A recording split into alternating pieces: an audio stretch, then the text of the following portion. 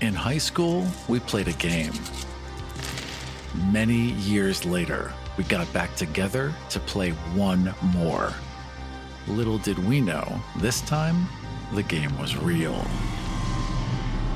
Join me, Aram Vartian, on Start Playing Games for a brand new type of fantasy role-playing.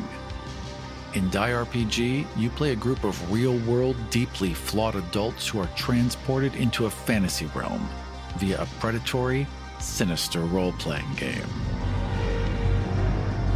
The game transforms your characters into paragons and rewards them with strange and frightening powers.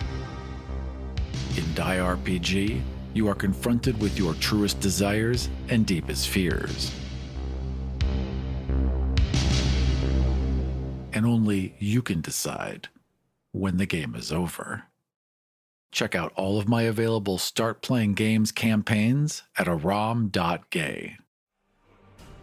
My name is Aram, and my pronouns are he, him. I am the producer of the Dungeons & Dragons podcast, God's Fall. My name's Dylan. My pronouns are he, him, and I'm a physicist from Canada. Welcome to Kill Every Monster.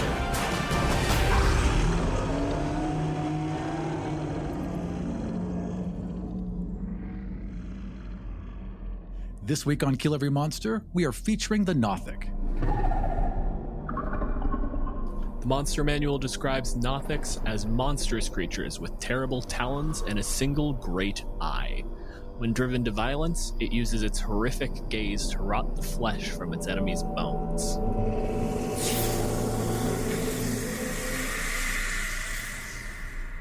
In this episode, we are joined by Cinziak.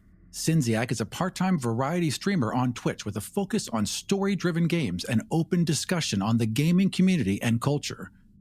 Outside of streaming, he's involved in tabletop gaming, being featured in multiple games as a player and also being a writer for Mnemonic RPG and Into the Motherlands. His pronouns are he, they. Welcome to the show, Cinziak. Oh, hi. It's good to be here. I'm really happy about this.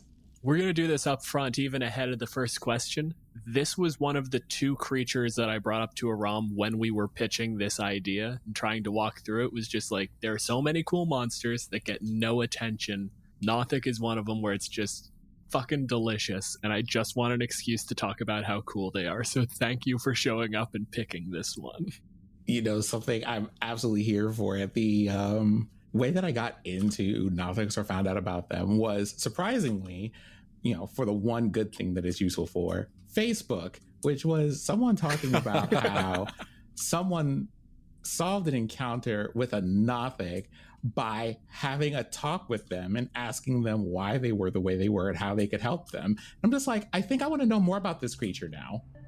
Sin, what is a Nothic to you? It is a person who has seen too much and therefore knows too much.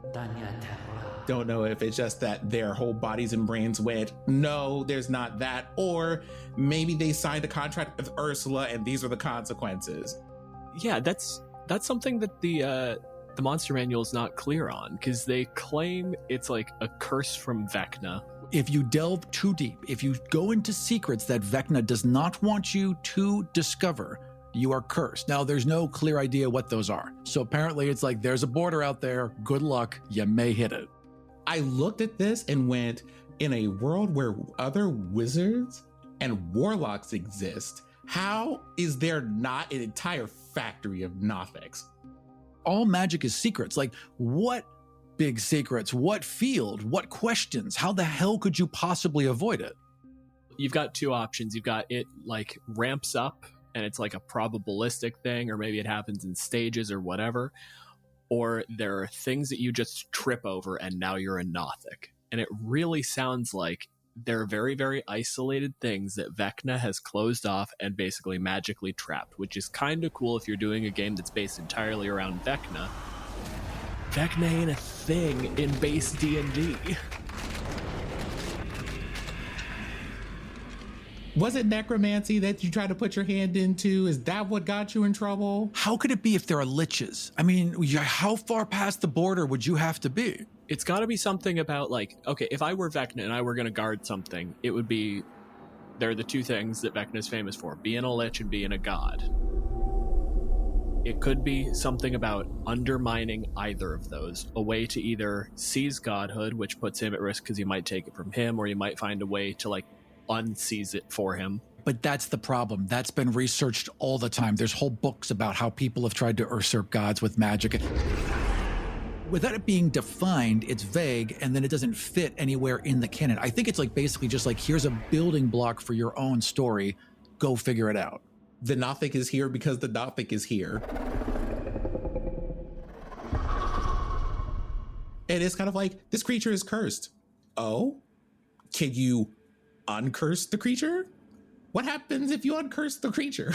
It does suggest you can, and also that they don't remember who they were. So it's kind of like this, it's like if Golem had amnesia is kind of the vibe I get from the Nothic. I feel like they're on the long list of if you just made it a progression. If you make it, especially because their major thing is the eye, it begs you to say something about staring into the abyss and having the abyss stare back into you, and it slowly turns you. Making the Nothics be something that is like a progression, one, is way cooler as a story. Two, makes a lot more sense because now you don't have to inherently tie Vecna into every story involving a Nothic. And three, it creates the ability to do worse Nothics or less bad Nothics. It's sort of like you have the Yuan-Ti purebloods and the Malazans and whatever the other ones are. I don't remember off the top of my head. 4th edition of Dungeons and Dragons did break the Nothics out into 3 separate Nothics. And they were like the normal Nothic, and then they ramped up to really terrifying. And like, think one was like a direct hand of Vecna. It was very tied back into Vecna. But yeah, with the new one, it's just this creature with a big eye. Just a big, huge eye who kind of lurks. And like, they say they lurk in caves and shadows, which is fine, but they don't really explain why. Like, is there more magic there? Here's the thing. It doesn't even necessarily say that the Nothics are in caves. One of the things that it points out is that they're really interested in infiltrating libraries. Yeah. And finding places with secrets. If it's a really big library, there just could be like a library Nothic. Maybe it doesn't bother anyone. They just know it's there. One of my favorite things about Nothics is that it feels like the wizard that becomes a Nothic should almost always be evil. Like, you're delving into areas that you shouldn't. You're looking at stuff that is basically forbidden and corrupting knowledge. But the end state of a Nothic feels real neutral to me. Like, this is just a weird-looking nerd. I can sympathize with that. For me, a Nothic is designed for a redemption arc. So the idea that they all go in evil, or at least go in a little bit tainted, works well with that. The period that they're a Nothic is kind of like purgatory. And hopefully they can find a way out to be redeemed. And the way out is going to be the same way they got in, by finding knowledge no one else has. Either that or the NPC that just wanders the library and you just have a nerd around who just looks weird and sometimes tries to read your mind and makes everyone a little uncomfortable. But also can't talk to people, which is also weird, because kind of like what you get is you get Undercommon as a language forever. Things that seek magical knowledge for its only language to be Undercommon is, again, just a baffling choice. I get it if it was specifically tied to the curse. Like, I get it if Vecna was like, I don't want you to understand all these languages because you might find a book that tells you how to undo this process. That makes sense. But why Undercommon? Just because they're evil? Abyssal was right there. Infernal, like, was right around the corner. Those are all inherently magical languages, right? So if you take away someone's ability to speak anything that magic might be written in, you force them to do the whole mind reader thing, and you create that desperation. You create a creature that would break into libraries not for books, but to hunt the people who would come for books so that you can pull the information directly out of their head, which creates a really, really cool monster. But to do that, you have to make it so they can no longer read the books. Assumedly, they're constantly seeking magic because even though they don't remember who they were, they have either a tie back to magic or they instinctively are seeking out a way to return to what they once were. So if that's true, then why don't they do anything with magic? Why don't they have any innate magic at all, or resistance, or anything? No, their only magic tricks are looking at you so hard that you melt and reading your brain. But they're wizards and can't cast magic missile. Like, not even a cantrip. I really want to understand this because the most consistent thing about them is, well, we were learning magic at one point and then something happened. And it's kind of like high level magic. I can look at you and rend the flesh from your bones, but I cannot remember for the life of me how Firebolt works. I just want this to make sense. If it's a curse, if it's part of Vecna's curse where they cannot cast magic, I'll accept that. That's neat. But there should be some tieback. They should have magic resistance, or they should innately be able to use any magic item they touch. Like, there should be some neat feature about them that just makes them inherently magical still. I think the closest thing that you get is the fact that they have the amount of true sight that they do. That is a neat ability. But again, it's like, why? Because they're searching for something? At the very least, I could say having true sight is probably the thing that makes the most sense here, and in a poetic way, because you can see the truth of things, but you can't talk about it. A Nothic should be a NPC in a story that the players have to engage with for a period of time. It's got all these tools to help them. It can see things they can't. It can sense things they can't. It has weird insight it gets from them, and maybe never let it speak to the players, but it can play in their dreams.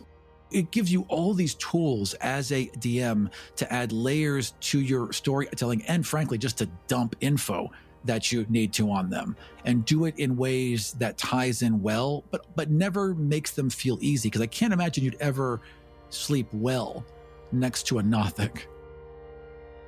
So they'd make you uncomfortable, but this is one of the reasons I love the Nothic is Hydras ruined, trolls ruined, because werewolves ruined, because everyone knows the trick, right? Everyone knows what they are, what they do, how to deal with it. Nothic is one of the only really good D&D monsters that is just a D&D monster. So if you introduce it as an NPC and it can read your mind a little bit, and it knows all these things, and it can see through illusions, it can see through invisibility, and it can tell you these things that it has no right to know, that's a really interesting NPC that you might hang out with, and you'll never really trust, but you'll hang out with them. And then one day, someone breaks into the library, and the Nothic stares at him so hard that his flesh comes off of his body. There's no reason that a PC would ever see that coming, and it would be such a fantastic moment for them to learn, it could do that the whole time.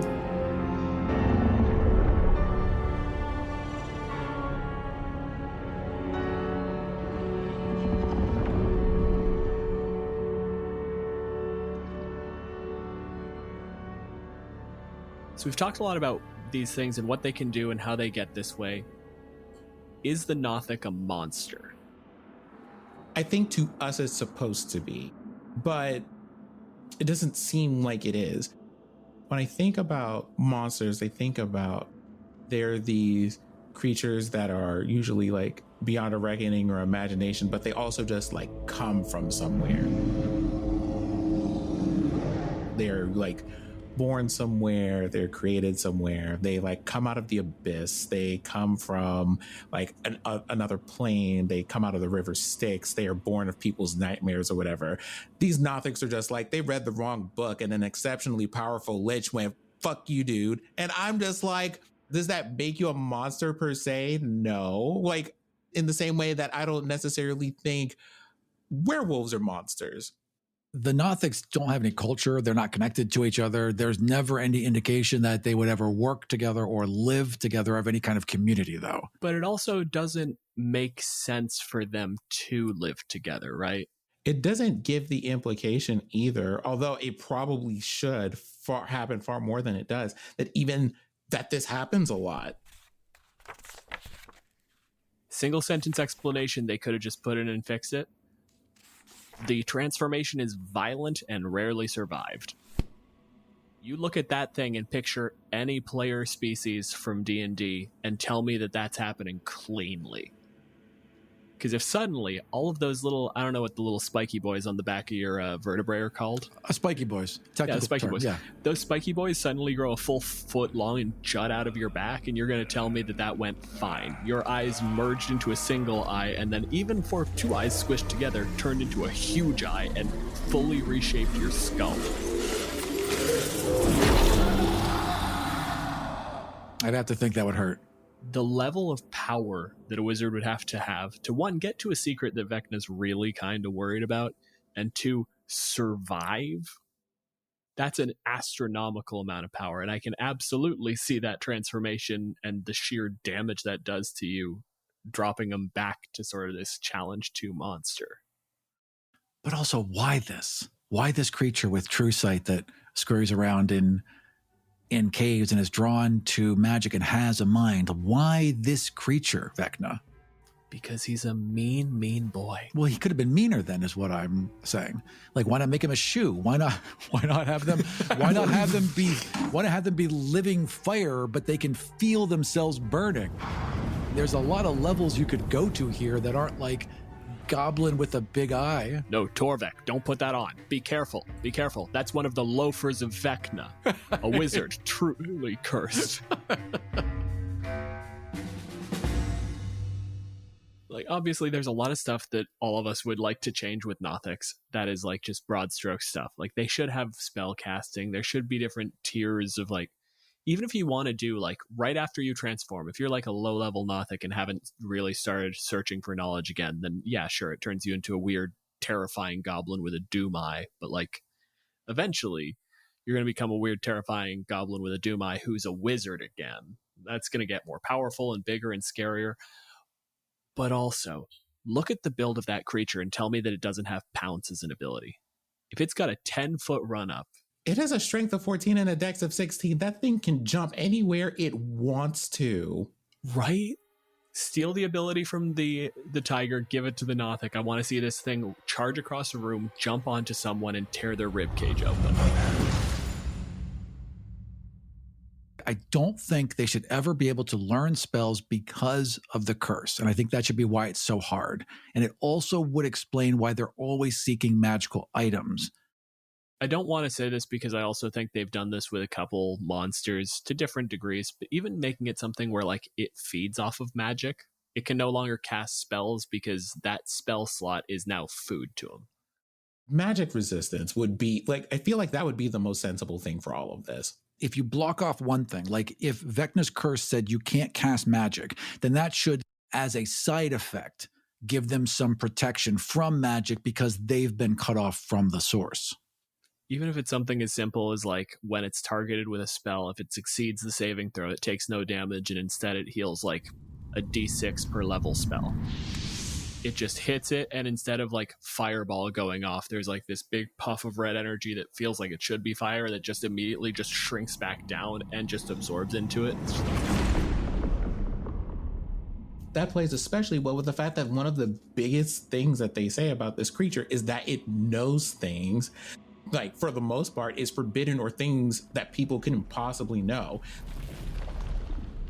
You throw a fireball at me, and my response is to just eat the energy of the fireball and you watch it dissipate in midair. The next thing that you should be doing is leaving.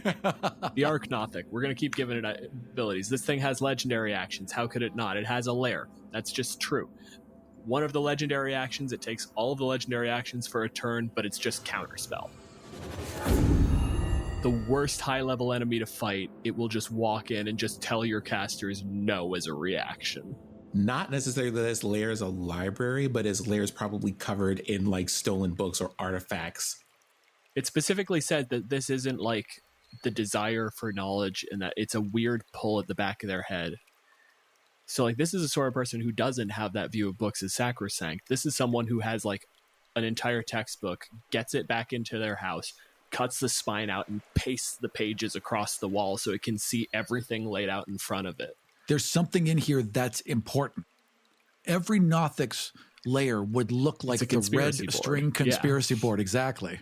Also, keep them at having a shitty garbage claw attack, but make it once they've absorbed a spell, once they've made the save and absorbed it, it gains however much bonus damage on the claw attack, as, like, just that magic energy is now in it, and it's now stronger because you did that. Oh, kind of like absorb elements, except that it's just magic slots. That's cool.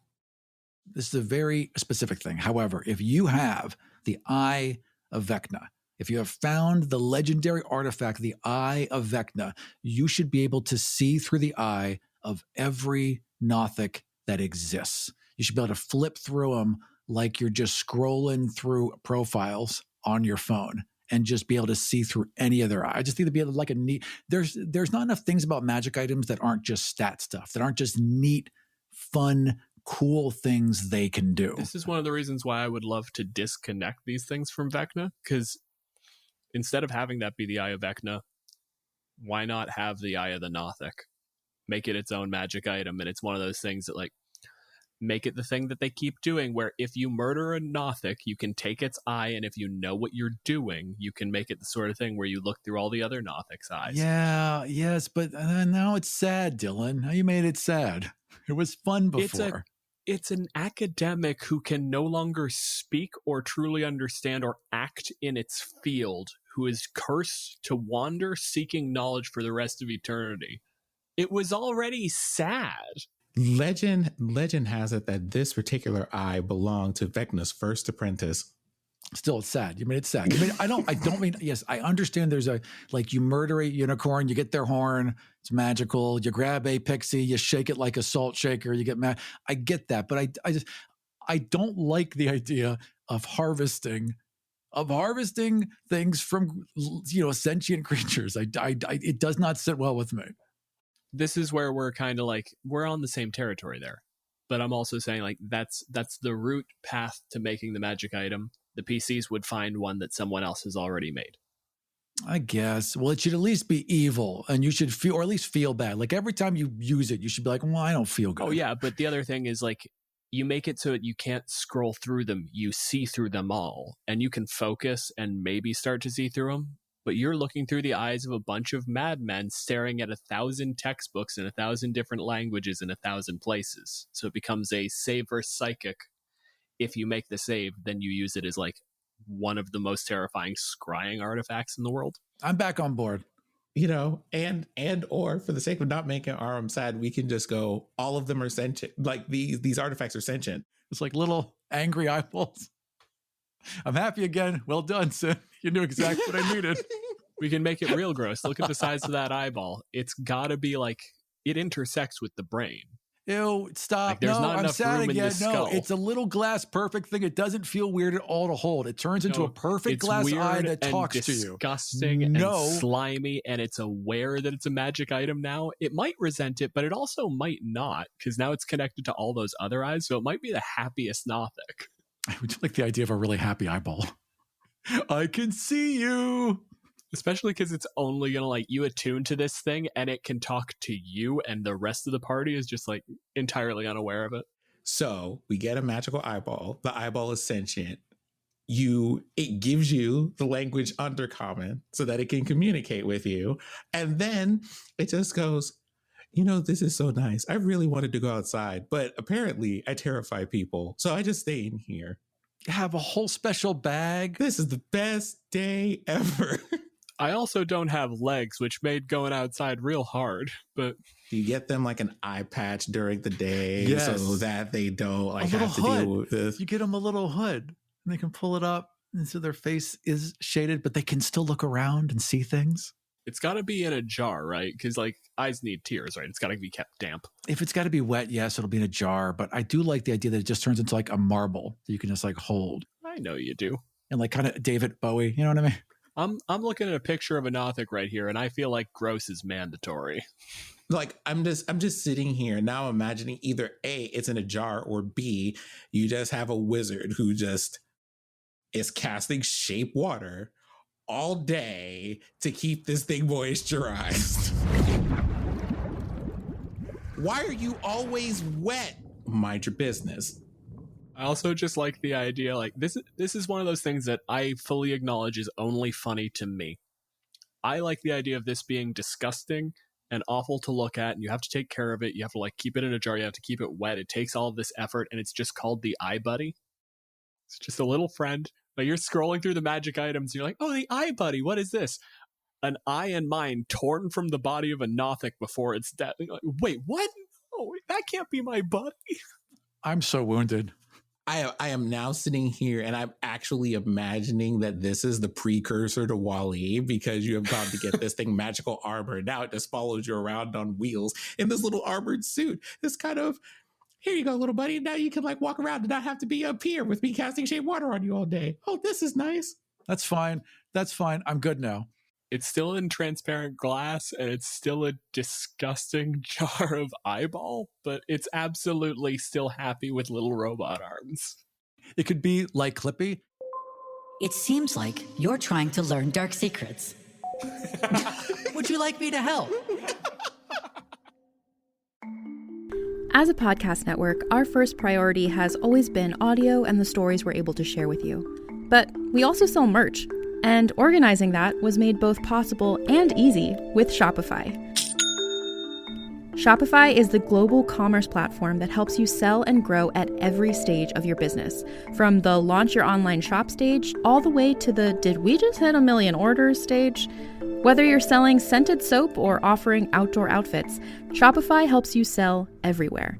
They have an all-in-one e-commerce platform and in-person POS system, so wherever and whatever you're selling, Shopify's got you covered. With the internet's best converting checkout, 36% better on average compared to other leading commerce platforms, Shopify helps you turn browsers into buyers.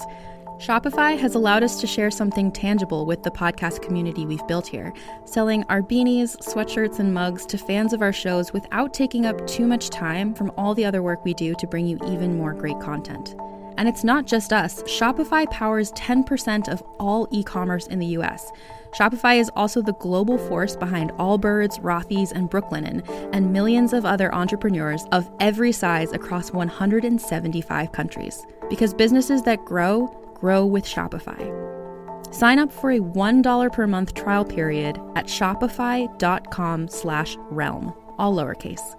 Go to shopify.com/REALM now to grow your business, no matter what stage you're in. Shopify.com/realm.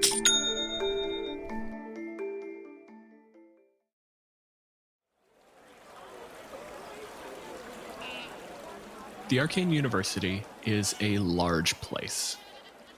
There are buildings spaced out as widely as possible. It takes up a huge amount of space. There was, for a short time, a bit of time where the municipality was trying to get some housing built up. This is a terrible use of space. And then the evocation building exploded.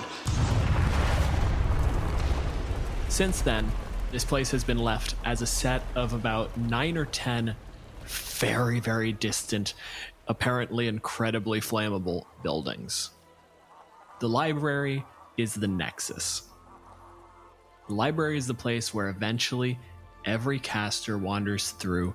Every once in a while, even clerics start to make pilgrimages out for the historical documents that correspond to their religious texts. And every now and then you get something where a warlock wanders in and is quietly ushered out. You never know who sent them, you never know what they want to know, but you can never trust it. What are you here for? My character is a tall, lanky panther gentleman by the name Risen Softly Each Morn. His mom was a baker, and in the wee morning hours, he would crawl out of bed and tug at her apron and jump up on the counter and help her make biscuits. Why I'm here today is because I am looking for magic items. I'm not sure exactly what is here, but I know they're having a display, and they've got a few things out they've pulled out from the vault they wouldn't normally have as accessible as they are now. And I don't have a full inventory, but I'm basically here to snatch anything I can.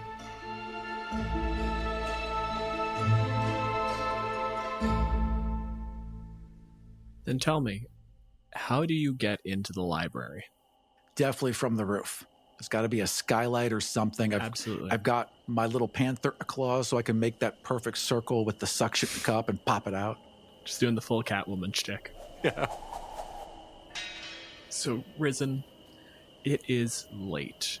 You don't do this sort of thing in the daytime hours, but that's fine. Tabaxi, they love it at night. You're in your element. And it's not hard for you to get up to the top of the building. There's a big glass dome on top, because of course there is. The only real flaw to this plan is the fact that the entire building is built around getting that natural light in. There are 3 or 4 balconies just tiered down with that circle all the way down to the ground floor cut out around it so that everything is getting that natural light. So you're about 50 feet in the air, just sort of dangling down from this hole in the ceiling. And you can see beneath you a handful of glass cases, thousands of books, just tens of thousands of books, more than you could possibly imagine, especially recognizing that, like, wizards could, in theory, magic up writing, but they tend to be like, research happens while they're working, which means their spell slots are occupied. So the sheer number of hours that would have gone into writing this building is unimaginable. Well, it's much more than I can imagine because books, gross. Don't care. What I care about are the pretty magic items that can make me some money, and 50 feet in the air is no big deal because as a standard adventurer, I have 50 feet of silken rope. You get yourself a nice little anchor point on the ceiling. You dangle it down through the hole. I'm doing that thing where like I have my legs wrapped around it and I'm just sliding down with my hands open, hanging upside down. So, Sin, I would imagine you probably wind up taking a slightly different tact getting in to the library. You want to tell me how you pulled this one off? I kind of waited until people left and then I took all the secret doors.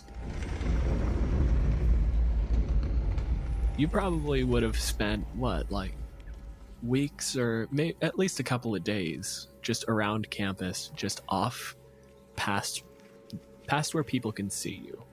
Just off in the shadows, just looking, and every once in a while making eye contact and just pulling what you could. You know this place. You might as well have built this place. You know everywhere, whether it's the ways the librarians get in and out with new books. You know how the students sneak in when they're like just trying to get at something they aren't supposed to, just trying to get somewhere quiet for a little while. And probably a couple of things about what the guards do to keep this place protected too. Probably sneaking things off their lunch break, and there may have been a couple of incidents where I gazed at people a little bit too long if they recognized who or what I was.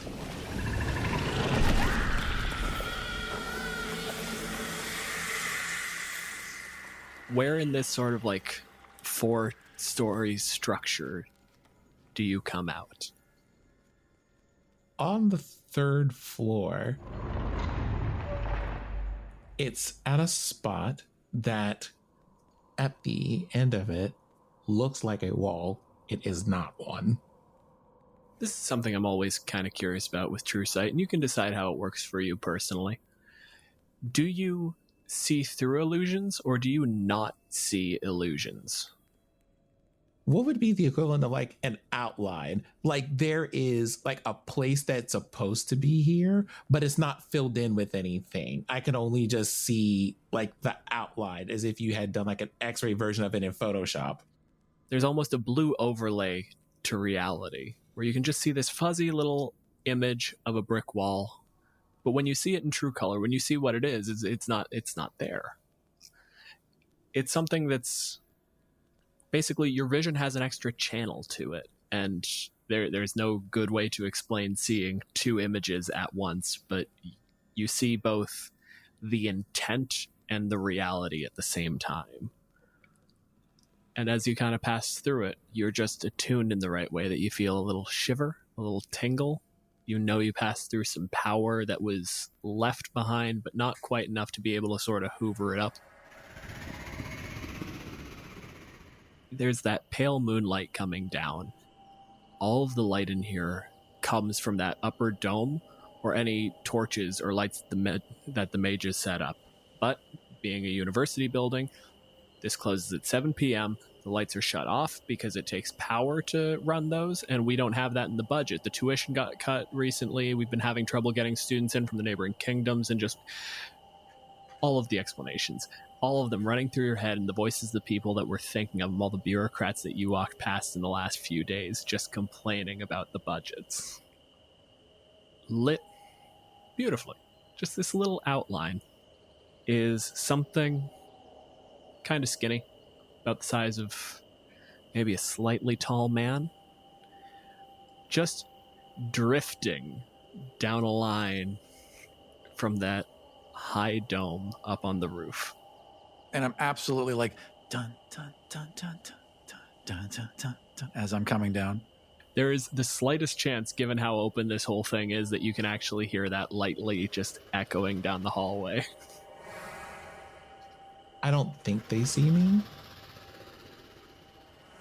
I'm pretty sure they're more than 30 feet away at this point.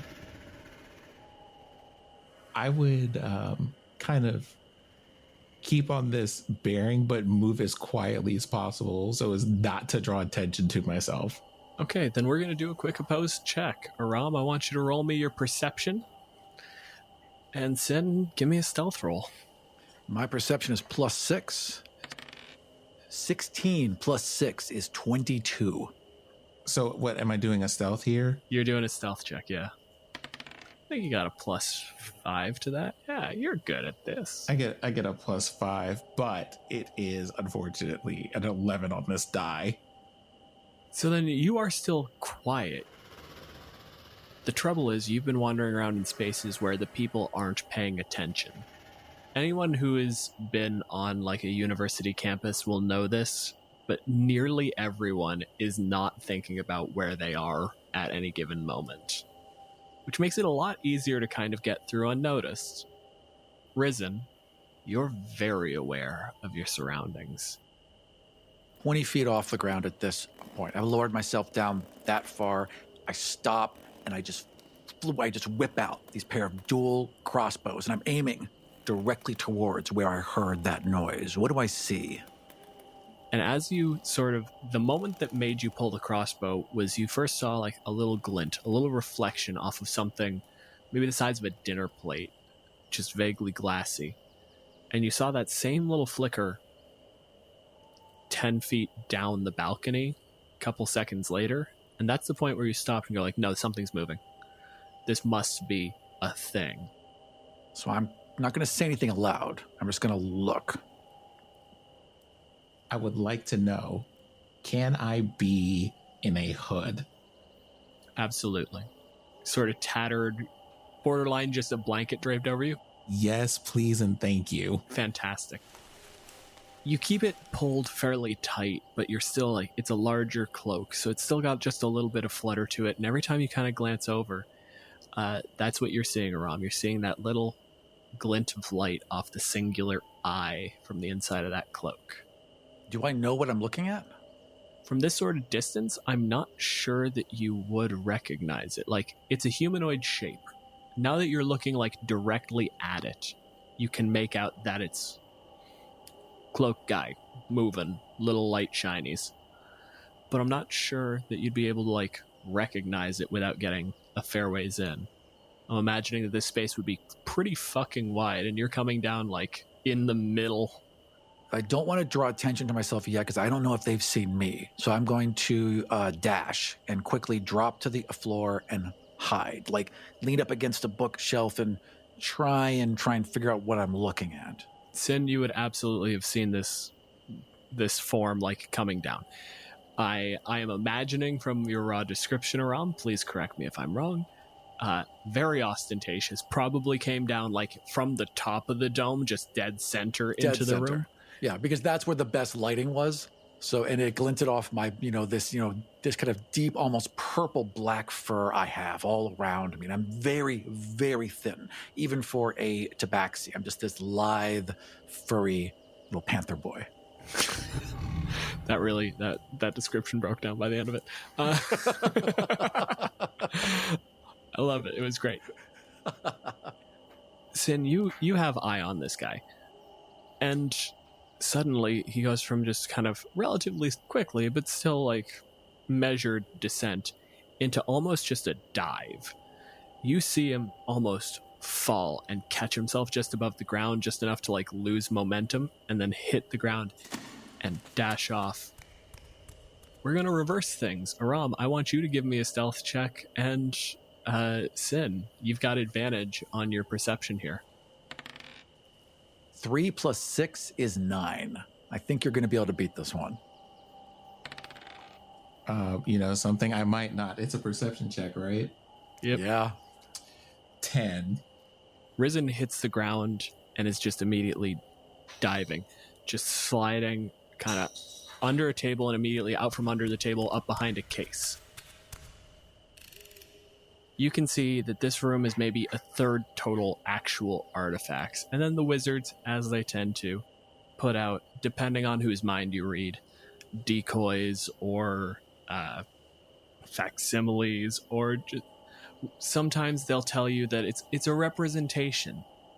It's there so that we don't have to put the actual thing out there, but people will come in and take a look and this is a perfect recreation. The only way it could be this perfect is if we actually had the object. This is just a projection of that image. It's a decoy.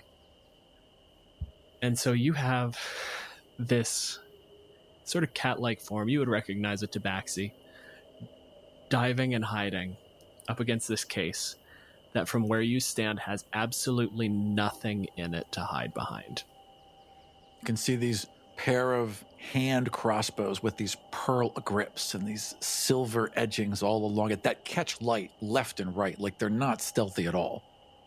You know this book. This is God, what's the opposite of the Book of Vile Darkness, Aram? Give me that one. Book of Exalted Deeds. In that same sort of blue, almost wire mesh vision, you can see that gilt cover, the pages with this illuminated script with this vague blue tint to the page.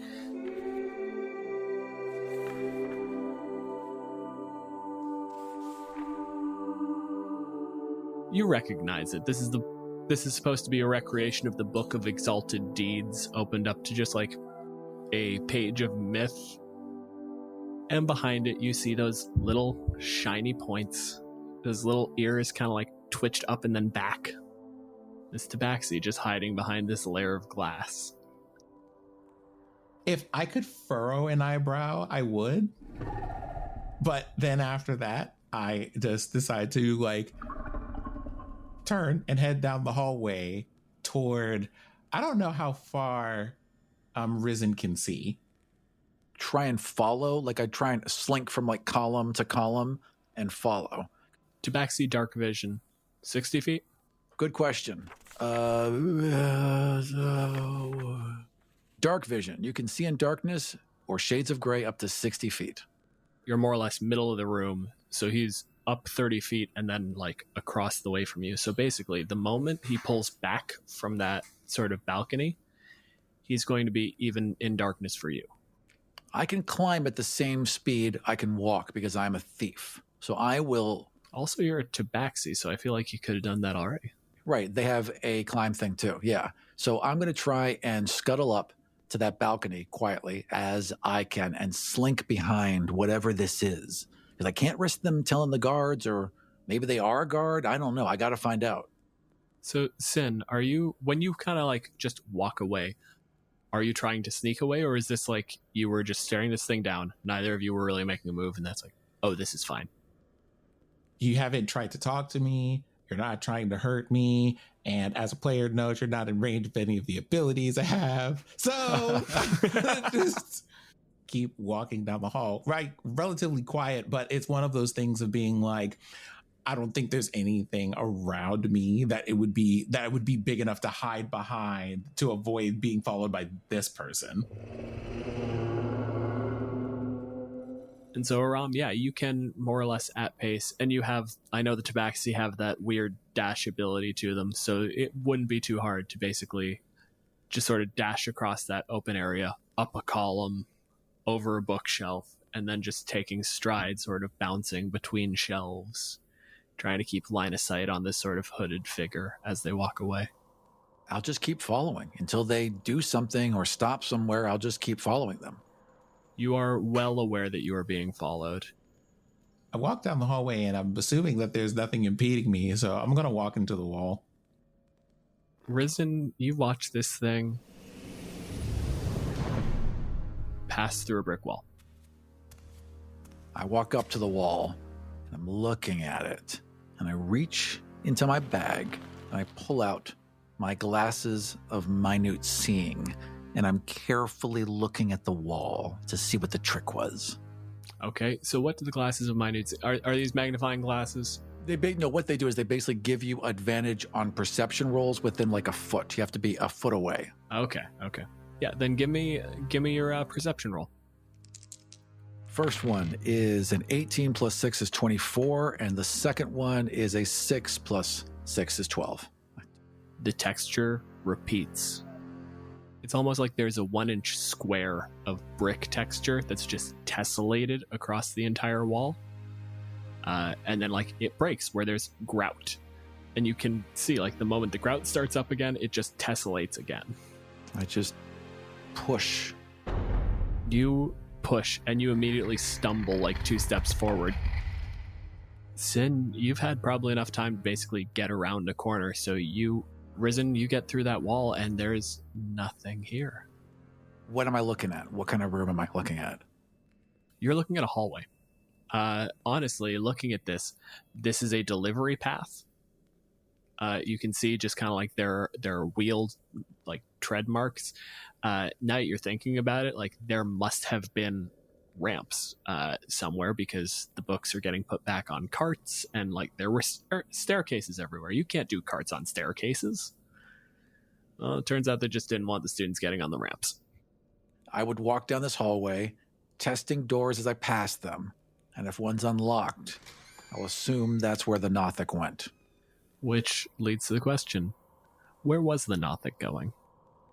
I guess what's in this hallway? Everything or nothing?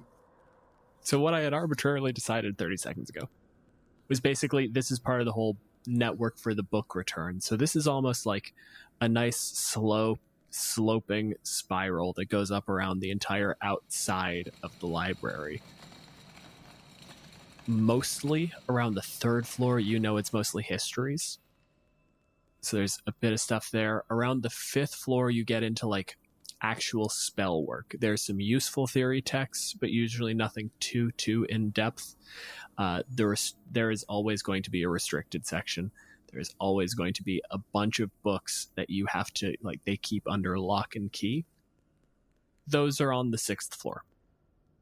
This is a 5-story building. Okay. So basically, I'm trying to not get the attention of people who are guarding the inside of the building. And I'm also trying not to keep the attention of this person of interest I've acquired. With all this attention that I'm focusing on them, and with their awareness of me, how does it work with the Nothic? Do they hear my thoughts? Is there an occasional just awareness of my intention?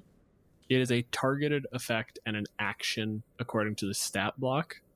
I gotta imagine that, narratively, if you were having a conversation with a Nothic and just staring into its eyes, then it'd probably be like that ambient, sort of just glimmers of insight, constantly finishing your sentences and stuff like that. But I would say without active effort, they're not prying information out of your skull, Sin, I would say that you're fairly aware that you're safe from the one following you because Aram's immediate action was, I'm going to start trying the first open door.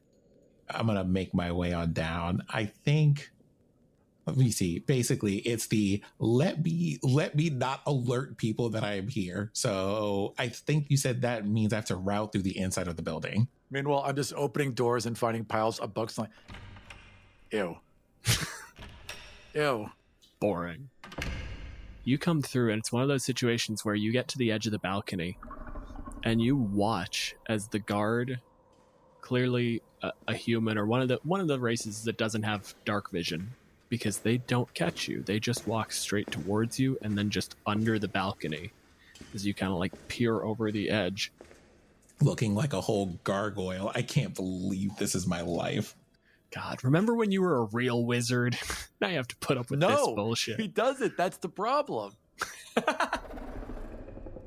There's at least one guard wandering around down on that lower floor, and otherwise you're looking down at that series of display cases. Probably 2/3 of them fake, but the rest of them, there's a hum to it. You can feel them. like it's right there. So, we're following the serotonin out here and going for humming things. I'm going to have you give me either an acrobatics or an athletics coming down off the second floor. That's going to be a 9 on that acrobatics. You're going to get down fine. Like I said, this is a sort of situation where you can get your claws into the wall and keep your descent slow. It is inelegant. You realize you are going too fast, and you basically have to jut out and slam a claw into the wall and drag yourself up against it, at which point it's your weight pulling down and you can hear the scratch. Aram, at this point, I think you're coming up near the door and you hear a little bit of a crunch noise. You don't recognize it, but it's claws digging inches into plaster. Yeah, no more hiding. So I use my dash. I rush over as fast as I can towards that noise, and I swing my crossbows around, and I'm looking. I'm just trying to confront it at this point.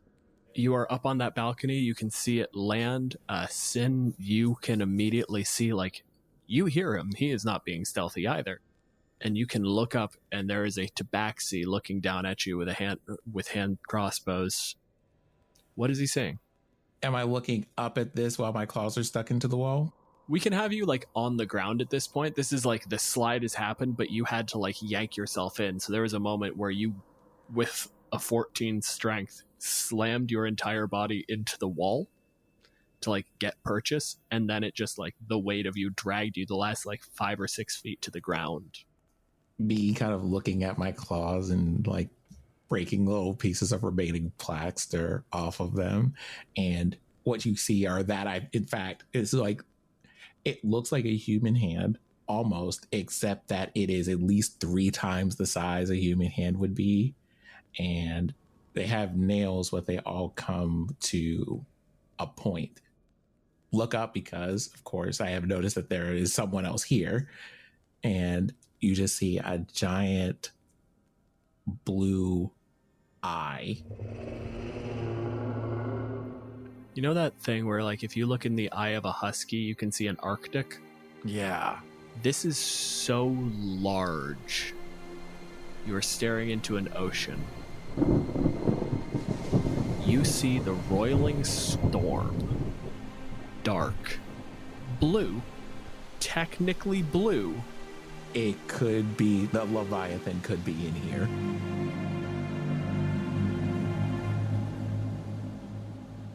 So he's about 20 feet up there. Sin, anything you want to do? I am going to have you do a deception check, apparently. I rolled a 7 plus 2, so that is 9. I have rolled a 14 plus insight, so that is an 18. Sin is going to immediately learn one fact or secret about the target. Okay, so here's what you say. In your mind's eye, right? There's a cartoon version of me. There's a poorly drawn cartoon version, and it's bounce, bounce, bounce, bounce, jumps into a museum, pops out with a bunch of artifacts, bounce, bounce, bounce, bounce, finds a mean man in an alley. He pulls out a lot of money from his coat, hands him artifacts, takes money, big smile, bounce, bounce, bounce, and that's the whole sequence in that moment. I look forward to hearing your musical choices for that bit. That's going to be fun. And you just want all the artifacts? There's just seems to be a desire to find things and sell them. And there's greed. There's more artifacts than... Yeah. That entire thing gives you a read of general greed. Not unending, not even really quite malicious. Just, these will be expensive. If I have them, I can sell them for money. And then I'll have money. I have a very expensive lifestyle. Do I know which way things are? So the middle of the library is typically a seating area. You go out, you find your books, you bring them back here and you do some reading. They've cleared out most of the tables for the next little bit for this little almost borderline museum exhibition. Risen is seeing all of this in pure simple black and white, I guess, because it's dark vision. Books, swords, there's a glaive that is just cascading that sort of fog from like something far too cold. There are scroll cases, that same sort of gold filigreed, like almost ivory looking wand that's just postured and rotating. Hovered in midair with its own internal glow. Quick question.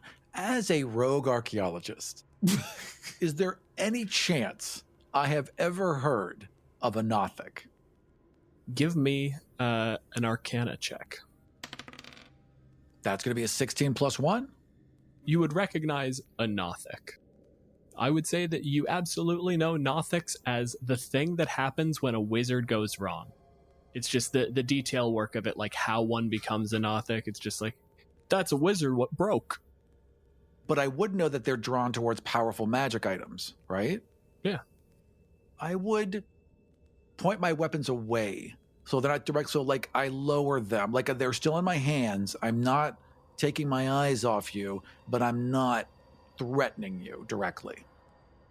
I turn to leave and walk into this room where the humming is coming from. But when I do, you'll also notice that there's a gesture, like almost like you're going to do this anyway, so you might as well come along.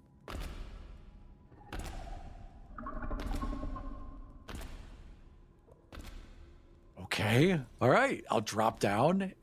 I've no reason to hide anymore. And I will, follow, kind of like jog to catch up, give him a couple feet of space, but follow behind. You haven't seen a Nothic up close, have you? No, never. So this creature that you have seen is like walking around the building and somehow not drawing attention to itself is like 8 feet tall and has feet that have 3 big claws as you get up close and you're better able to see it. It has hands with huge claws and it has the one eye. I'd just like to quickly point out that it's 8 feet tall, hunched over, as you mentioned, the terrible posture. So you're looking at it like it's probably looking you dead in the eye when it turns to face you, but it's still like 2 feet taller than you because of the back spikes. There are like ridges of spines all along where my back is. And you're just like, oh, that must have been that glint that I caught earlier when I was coming through the sky from the skylight. My hackles are fully raised, like all the fur is up on the back of my neck right now. I am sensing lots of danger. And I would just kind of look at you and nod. Hello. Nothic? Do Nothics know that they're Nothics? That's a good question. You must have been powerful enough to be approaching secrets that were, if not a threat, then a major concern to a deity. But you remember none of them. You don't remember the secrets, you don't necessarily remember what you were, but you must have had enough to notice the lack. If you don't know that you're a Nothic, you know that something is wrong and you are not what you were. That being said, also with the amount of reading you may have done, when Risen says Nothic, that might be the straw that broke the camel's back. That might be the moment where you go like, that makes sense. You would see, as much as you can imagine it, me trying to take a claw and just like scratch at my chin as I'm pondering what you're saying. And then you hear some utterance that you can't understand. Aram, I want you to give me just raw intelligence check. Okay, I can do that. I am fairly intelligent. Well, that's a generous assumption. Well, my character is. That is, however, going to be a 1 + 1. Not a goddamn word. I'm just staring at you. And I switched to words in Draconic because I'm hoping that maybe you understand those because they're magical words kind of. And we're just almost just like shouting random things at each other. And then I just kind of throw my hands up and I'm kind of wondering oh, and I pull out some paper and I start drawing. I draw the wand and I put a big circle around it and I'm like, thumbs up. Are you asking me if I'm a wizard? Well, he drew a picture of a wand, put some circles around it, pointed at it, and then did thumbs up. So, That's what you have. Charades are hard when you're a cat. I don't know why you would make that assumption about Tabaxi, that they're bad at charades, but I'm going to go with it. Just because I appreciate this so much, we're going to have you roll, or, if you want, another deception check. Yeah, 100%. I could do that. I'll roll another deception. Although, you know what? Would I feel this? Would I feel you kind of trying to reach into my mind? Yeah, you recognize that, like, it's reaching I'd let him. Okay, cool. Tense up, because it's a very weird feeling, but I'd focus, and I'd let you in and try and show you what I'm thinking. I heard your roll, Sin. What'd you get? A 14. Can I tell you what the next cartoon image is? Please tell me what the next cartoon image is. Okay, so here's what you see. You see a little cartoon version of me walk into the library, and I'm scared and I'm alone. And then all of a sudden, you're there, and I'm happy and you're happy, and we just start helping each other. You lift me up so I can grab things. You get rid of magic so I can pull wands out of cases. And we just amass two very equal piles of magic items, and we give each other a big hug, and we walk together right out of the library.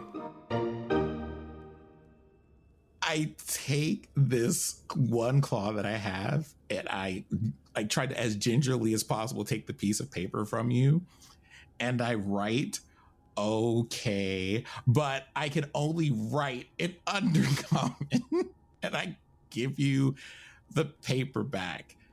You gave me a thumbs up earlier, so I just give you the paper back, and then I do as like a rough gesture of a thumbs up. Okay, in my character's mind, we've got a deal. That's what I would assume that was. I'd like you both to make a perception check. I rolled 4 twice, so today is not that day. I got a total of 17. I have a passive perception of 12. Can I use this passive perception, please? I'm going to say that the passive perception is basically enough to, like, recognize that something's happening. Aram, you absolutely rolled high enough that, like, you hear and kind of, like, get down, tap the Nothic real quick, gesture. A crossbow's out, telling him to get down. And you see a human man walk out of the book stacks looking around real fucking confused. And then he pulls out from his side just like this little couple inch diameter sphere. He holds it up to his mouth. And then it starts to glow, and he tosses it up. Oh, shit. At his side, especially now that it's lit, you can see that he's carrying a mace. We could let this slide if it were midterms. I know you don't need to be here. Whatever you have going on, we can act like it didn't happen if you just want to leave. In the dim light, particularly because you would be aware of this is the sort of thing you have to consider, Risen, you can see that right at the edge, there's this globe floating right alongside his head, and near the edge, just where it's barely lit, is your rope. A major fucking glaring indicator that this is probably not a kid in here after hours. Right. Okay. All right, I'm looking at the Nothic. I'm looking at the guard. I'm looking at the Nothic. Got my crossbows out. My very big eye currently looks very sad. Okay, I don't know what the fuck that means. I'm looking right at you, trying to figure something out, and all I'm getting is this general idea of sad, and I have no goddamn idea what that means. Well, I mean, as much as you can make out my facial expressions. It's like a puppy kind of looking sad. That's what I would imagine. A terrifying, single-eyed puppy. It's honestly very that. All right, then I'm going to aim at the globe. I'm going to move my crossbows from the guard to the globe and watch the Nothic to see if it acts. Ball's in your court. Well, no, it's like floating over the head of this guard. Do I know what that globe is? Oh yeah, you recognize a Drift Globe. It's got a whisper. It's not as powerful as any of the things in this room that's pulling towards you, but that's a magic item. That's about all that it's good for. Honestly, the light itself is like a weird, complex, illusory effect. Where it's almost like it's reading the room and then just projecting an illusion of the room that is well lit back onto the room. It's one of those weird things where it's like you feel like it'd be more efficient to generate light, but that would actually take more power. We're going to have the guard person make a constitution saving throw. And Aram, for you, the air around you, because I'm standing right next to you, suddenly it feels like 100 funerals. That is 12 necrotic damage. So this is a standard issue. This is not a fighter. This is not a soldier. This is a standard issue human guard. He's like 13 days from retirement. And then you looked at his face, and there's a moment where you feel him go to yell. And he rolled on the die a 4. He looks at you, and you pull on his mind, but instead of grabbing thoughts, you grab commands. The things that your brain tells the rest of your body to make it function. And instead of you reading them, you yank them. And his entire body seizes for a second and then stops holding itself together. And then it collapses into a mass of sludge and bone. Oh, just vomit to the side violently. We should do whatever we're going to do. So where's the humming coming from? The strongest thing in the room is that wand. You can feel it. It's vaguely celestial. It's got a pull. There are other things around here. There are spell books, scroll cases that have got that same sort of hum to them. There is one sword that is real. It's beautiful. It is ornate. It looks incredibly sharp. Without further inspection, you can't really tell what it's supposed to do. But otherwise, for the most part, it is weird little brooches and artifacts. Just glancing at things, the sword would probably look the most valuable to me. Would that be fair to say?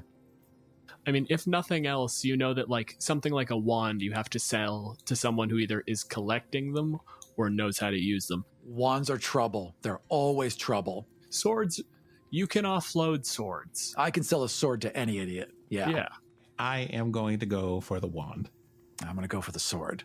But I'm going to scope things. Like, if I see this giant hulking creature start to go towards the wand, I would put a hand up, not touch it, but put a hand up and point at my eyes and point at the thing and then give it like the one finger weight. And I want to check for traps. Sin, that's your call. You want to give him the time for it? I look at him with the finger and then, pause for a moment. Because I think I understand at least that much of human hand gestures. Aram, check for traps. All right. With my minute seeing glasses, I get a 19 plus 6 is 25. You can see this thing, the way it is set up, the way that it's rotating, it's tied into things. You can't see the magic, but you can see the motion. And one of the things that you've learned in doing these heists is a simple rotation is actually really, really easy to get stabilized, but it's got a weird little wobble to it. It's an inconsistent angle that the wand is sitting at. Right. Almost as if magic is tugging on it. And you know this. This is a thing you've dealt with. You can make that work perfectly, but you need to align the secondary spell to the axis of rotation, and that isn't done properly, and so it throws it off just a little bit. Okay. I turn to the Nothic, and I hand gesture like I go, abracadabra, point to the thing, make a little loopy loop where two loops intersect with each other with my fingers, and then go boom and point back at it. Thumbs up. When I look at the wand and stuff, can I make an Arcana check to see if there are magical shenanigans happening? Yeah, please. And I will give you the advantage on that one because, that lines up. You can see things. This is an eyeball thing. That is going to be a 17. Sorry, I'm just a little baffled. Would you like to hear the text of the spell's True Seeing? This spell gives the willing creature you touch the ability to see things as they actually are. For the duration, the creature has true sight. It notices secret doors hidden by magic and can see into the ethereal plane, all out to a range of 120 feet. So part of this is that you now have true sight. And you may say, what does that do? Which would be a great question for the book to answer. If I put my pointer on the sense true sight, not the spell, it says a monster with true sight can, out to a specific range, and it's 120 feet for a Nothic, see in normal and magical darkness, see invisible creatures and objects, automatically detect visual illusions and succeed on saving throws against them, and perceive the original form of a shape changer or a creature that is transformed by magic. Furthermore, the monster can see into the ethereal plane. It's under the vision and light section of the adventuring section of the player's handbook, the bit that nobody read. I think there's enough ground there to justify like having advantage on the check, but like I said, it's not functioning as a detect magic proxy, right? Right. It's one of those things of me being like, I'm in a room, like it's true sight. I'm in a magical library. So I think the thing that would probably make more sense here would be, is the thing that I'm looking at real? Which is what I wanted to check for. But apparently there's something else that's going on. And so at the very least, it's are there magical shenanigans happening? Have these wizards done a thing? The Arcana check was a 17. Then yeah, you get basically the same information Aram had, where you can see that like the way this thing is moving is incorrect. And as you kind of look closer, you can see like, no, it is what it looks like. But also that same sort of thing, just like almost like a muscle memory thing. Like the voice in the back of your head just tells you like, oh, no, that rotation is wrong. Okay. That spell is either very poorly cast, highly unlikely, Mage College, or there is a secondary effect interfering with it. Do I see a way through this to get the wand without setting things off? So here's what I can give you. Okay. You are relatively confident that it will not be a destructive effect because this is in the middle of the library surrounded by other artifacts. To actually disable this would require some level of spell casting in and of yourself, which regrettably is a thing that you are no longer capable of. It's that thing that's like at the edge of... Right at the edge of my brain, but I can't get to it. Exactly. That thing you keep reaching for, but it's always just a couple inches too far. I can try and disable whatever trap is here, I think, in my mind. Like once I see that there's a standoff, I start like, I'm going to picture myself disabling a trap. I'm going to picture myself disabling a trap. If you guys make eye contact, you can elect to fail any saves. So like, yeah, you can get that across. Okay. All right. Thumbs up. Fingers crossed. Let's try this out. I try crossing my fingers and fail miserably. Right. It's hard to cross 2 of 3 fingers. Yeah. Especially because like the nails, the claws almost have like an arc back to them, like a talon. So like when you're trying to loop them over each other, the tips are like scraping against other claws. It just creates a very uncomfortable grinding noise. Oh yeah. Good job, buddy. Yeah. Man, like I would just turn and like you can see on my face like, what the fuck am I doing as I go over to disable this trap? But I'm too far in. You're gonna make a check with your thieves' tools. You're trying to disable a magical trap, so the only thing you can really do is try to pull like legitimately some Indiana Jones shit. You have to find something of equal weight and size. Yeah. You can't directly interact with the magic, so you have to trick the magic into thinking it's doing its job. Okay, what is in this room that is roughly the size, shape, weight of this wand? There are a couple of like kind of ornate like scroll cases for smaller like spell scrolls that might work. There's a couple like heftier looking like bone quills. Yeah, definitely something that wouldn't have touched magic. So the bone quill sounds about right. Let's grab one of those. Yeah. You can make a check with your thieves' tool proficiency if you got it. I do. +6. 13 + 6 is 19. You managed to make that substitution. And then just like very, very quickly, just like move it out and my tail just twitches back and forth and I tense up. It's an obnoxious move to make, because in addition to like that whole fucking Indiana Jones swap moment, it's rotating as you have to do this. Right, so I'm walking around it. You got one hand where you're trying to like rotate the thing at the right angle, and the other hand kind of coming up and just... And there's a beat, another beat, and the quill keeps spinning. All right, what do I got? You're holding an ivory wand. It is carved of bone of some sort. It has gold filigree. There's some writing on it in Draconic. Which I can read. Oh, fantastic. Yeah. What does it say? Read something to the effect of, the soul of flame burns bright. The memory will be held.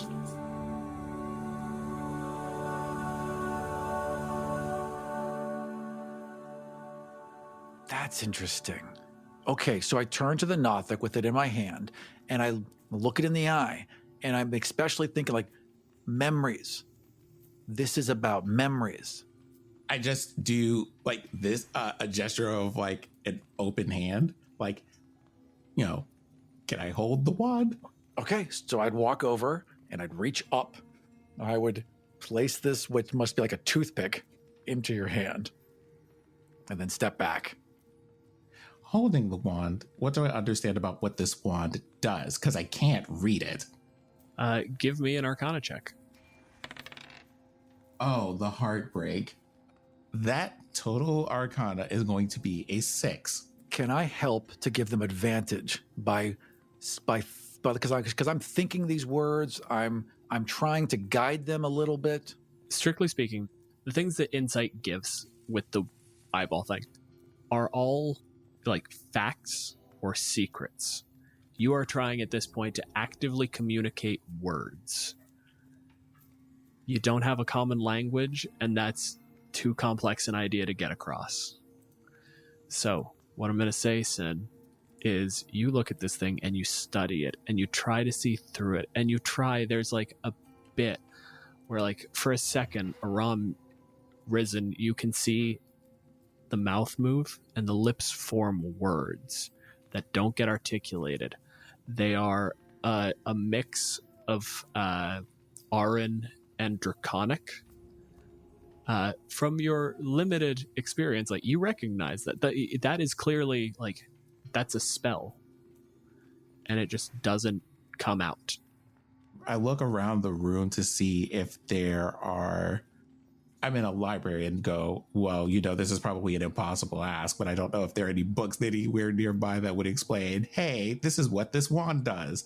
There is a plaque on the pedestal. Okay. It is not an undercommon. I look at the pedestal where the wand came from, and I see this placard, and I'm like, I can't read. So... You just see a little head like peek over your shoulder, a little cat head, just kind of like lean out from behind you. You see this like wand thing, and I'm like pointing at the placard. Can I read the placard? It is a description of the Phoenix Flame Wand. It's carved from the bone of one of the largest phoenix ever discovered. The enchantment wasn't quite finished. In its current form, reliably produces ashes and ghosts. It was meant to do a true resurrection. So that wand cast on a person living immediately kills them and then puts them back in essentially their personal idealized form. That point in your life where you were like, this is who I am. The memory that on your deathbed, 90 years old, you look back and that's still the image you have of yourself. That is what this one produces.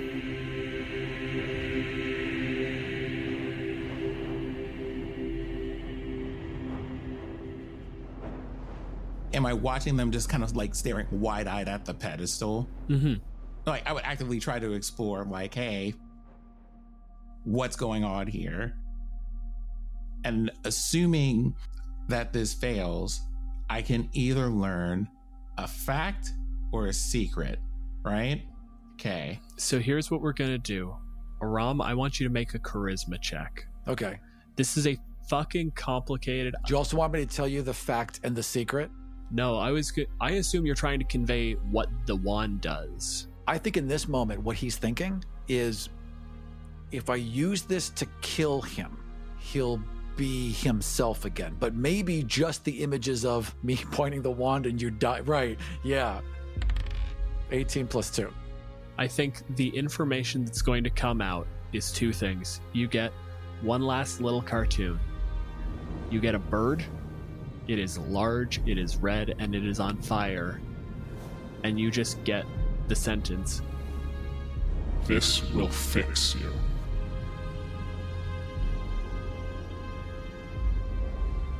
Now, whether you view yourself as broken is an entirely separate question. Like, what fix you means, entirely in your ballpark. Like, I get the idea that he wants to use the wand to do something, and involves a bird, and it involves fixing me somehow. Now, as a Nothic, I know that that there is a tug at the back of my mind.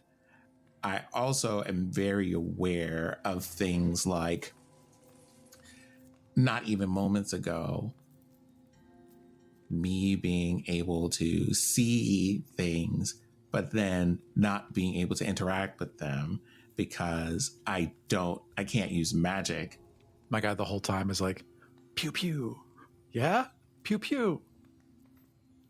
Now, the last bit, as he's like making that gesture, the last bit of information I'm going to give you before I'm going to ask you to make a decision, and we're essentially just going to leave this one on sort of a cliffhanger.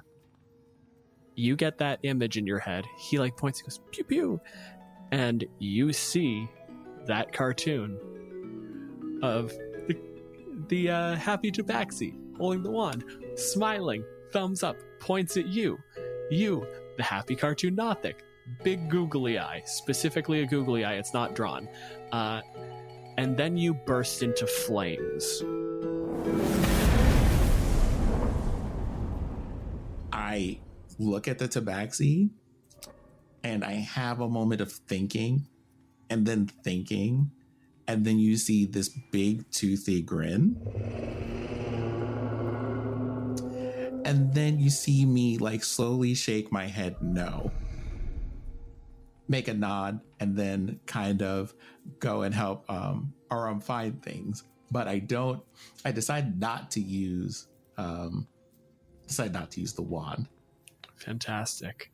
You go through and you basically act as like sort of the point man, just walking through, just going, when he reaches out towards something, just claw on the back of the hand, push it down. Like, that's not real. Not real. Just directing him gently. You let Aram sort of loot the room effectively. Do you leave together or separately? I don't know. Like, I think we'd get back to the atrium, basically, that we kind of came in, and I'd have this big old sack and he'd have his little teeny stick, right? And like, there'd be a moment where I just go to leave and I'd turn and I'd look back at him and I just kind of shrug, like, we don't, like, this worked out great for me. I know of other places. I give him another one of these big toothy grins. And instead of having him climb out of the building, I take him through the secret passageways that I took to get in here. We go through these winding passages, the Nothic walking. Now that you're not worried, now that you're leaving the place a little bit taller, we're up to 6.5, neighboring on 7 feet, a huge hand on the back of the tabaxi just guiding him. Occasionally, when you come up to a wall and you feel a little resistance, just a little bit of a shove, just like, no, it'll be fine. And we come out to the edges of the property, coming out to this little sort of it's where conjuration gets practiced. Small, sort of disabled elementals, gargoyles that have been disenchanted, just abound. And you come out into the sunlight and see the sunrise just coming over one hill, just lighting up behind this huge earth elemental. And you just kind of look down to your new tabaxi. There's the moment of eye contact. And we cut. All right, perfect. We're buddies. This is the friendliest one we've ever done. For more information about us, notes for each episode, and ways you can help support the show, head over to killeverymonster.com. If any of the ideas we've discussed in the show have sparked some of your own, tell us about it on Twitter at KEM Podcast. You'll find me at Aram Vartian and Dylan at DJ Mollenfont. Ad-free episodes, early releases, bonus episodes, print-ready maps, my DM's notes, and Aram's character sheet for each encounter, head over to patreon.com/killeverymonster. You can also listen to ad-free episodes and bonus content by subscribing to the show on Apple Podcasts. Our theme intro and many of the sound effects you hear in the show were created by BattleBards. Check them out at battlebards.com. This episode was produced by Aram Vardian and Dylan Malenfant. Aram also did the editing. If you are like me and all that information just fell right out of your head, you can find everything you need at killeverymonster.com. And we'll see you next time For Kill Every Monster.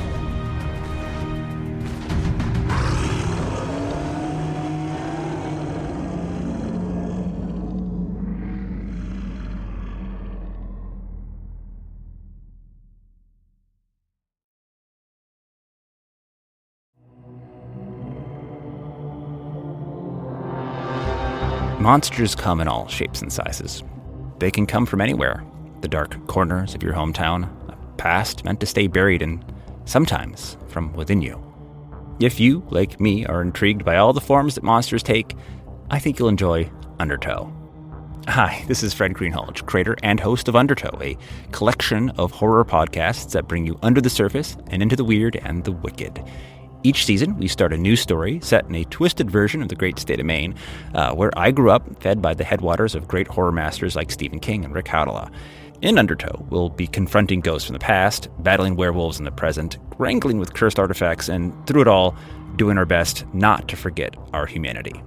Undertow is available wherever you listen to podcasts or at realm.fm. Stay alert out there and enjoy your time in the Undertow.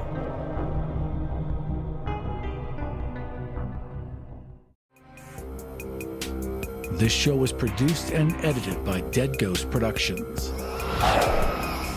Find out more about us and all the shows we make at deadghostpro.com.